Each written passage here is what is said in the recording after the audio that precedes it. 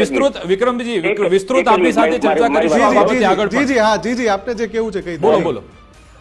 મારું કહેવાનું આટલા મોટા કલાકારો છે, ભીખુદાનજી ગઢવી છે, કીર્તિદાનજી ગઢવી છે, બરાબર, ભાઈ જિગ્નેશભાઈ છે, બરાબર, આ બધા કલાકાર બધા મોટા કલાકારો છે બધા, બરાબર. એ કલાકારોને આપણે બોલાવવા તો આપણે મહિના પહેલા આપણે એમને બુક કરવા પડે. સાચી વાત ખોટી વાત? સાચી વાત. બરાબર. ચલો સરકારી કામ હતું એટલે કોઈ બી કલાકાર હોય, બરાબર, કોઈ બી સમાજનો કલાકાર તો સરકાર બોલાવે તો આપણે જવાનું જોઈએ, કોઈ સવાલ જ નહીં. પણ બહુ નહીં તો બે 3 દિવસ પહેલા તો આવું કઈ આ લોકોએ આયોજન કર્યું છે, લિસ્ટ બનાવ્યું છે. યસ. તો એ વખતે એમ ચલો અમારા સમાજના ઘણા બધા નેતાઓ બી છે અંદર ઠાકોર સમાજના, બરાબર.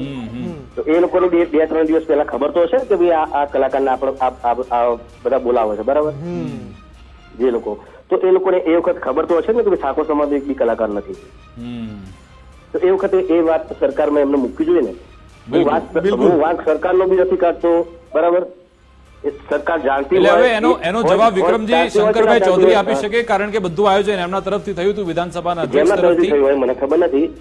તો કદાચ શંકરજી ચૌધરી સાહેબ કોઈ ઠાકોર સમાજના કોઈ કલાકારને ઓળખતા નહીં હોય, એવું બની શકે. એવું તો ના હોય, પણ કદાચ જાણી જોઈને તો નાશ થયું હોય, કદાચ એમાંથી ભૂલ થઈ ગઈ છે, તો જે પણ હોય હવે એમની પ્રતિક્રિયાની હવે રાહ જોઈએ છે. આપની લાગણી ચોક્કસથી આ પ્લેટફોર્મ પર મૂકી દીધી. આગળ પણ બોલો. અત્યારે બી કહું ત્યારે બી કહું તો આ ફક્ત નથી, બરાબર, મેં મારા માટેની વાત સમજી ગયા. આખા સમાજનો પ્રશ્ન છે, બિલકુલ આપનો વ્યક્તિગત પ્રશ્ન નથી, બરાબર. અને આમાં સરકારને બી ખબર ના હોય એવું બી બની શકે, સરકારની જાણ બહાર આ બધું થયું હોય એવું બી બની શકે, બરાબર.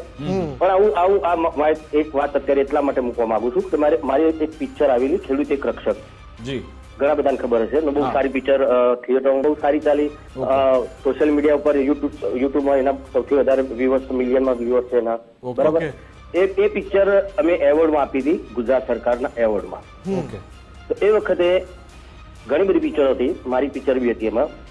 તો એ પિક્ચરમાં એટલી સારી પિક્ચર ખેડૂત એક રક્ષક, એમાં સારા ભાઈ બહેન નું ગીત હતું, ખેડૂતનું ગીત હતું, બરાબર.